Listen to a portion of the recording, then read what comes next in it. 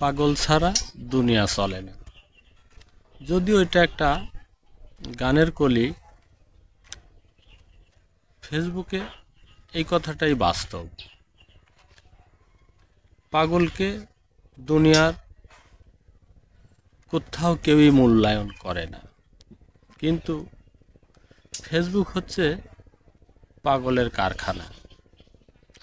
এখানে পাগলকে যেভাবে সানন্দে গ্রহণ করা হয় বা পাগলকে যেভাবে আশ্রয় প্রশ্রয় বা মূল্যায়ন যেটাই বলেন, ফেসবুক যেভাবে পাগলের মূল্যায়ন করে, পৃথিবীর কোনো সেক্টর বা কোনো জায়গা, কোনো অফিস আদালত, গ্রাম শহর, কোথাও পাগলকে যদি মূল্যায়ন না করা হয়, কিন্তু ফেসবুক প্ল্যাটফর্মে ঠিকই পাগলকে মূল্যায়ন করা হয়। এজন্যই আমার মনে হয়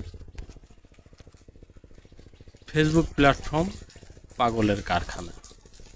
একটা দুইটা না, সারা দুনিয়ায় হাজারো লক্ষ লক্ষ পাগল এই প্ল্যাটফর্মের সাথে জড়িত। এই পাগলরা মূলত অরিজিনাল পাগল না, এই পাগলরা মানুষকে বিনোদন দেওয়ার পাগল, বা এই পাগলরা কথা বা ছন্দ দিয়ে তারা পাগলামি করে থাকে। এজন্যই গানের যে কথাটা, পাগল ছাড়া দুনিয়া চলে না, যিনি গানটা লিখেছেন বা বলেছেন, তিনি ফেসবুকের জন্য সঠিক ও সুন্দর একটি কথা বলেছে, পাগল ছাড়া ফেসবুকের দুনিয়া চলে না। সেই কথার সূত্র ধরেই আমি এই কথাটা বললাম। সবাই ভালো থাকবেন। আল্লাহ হাফেজ।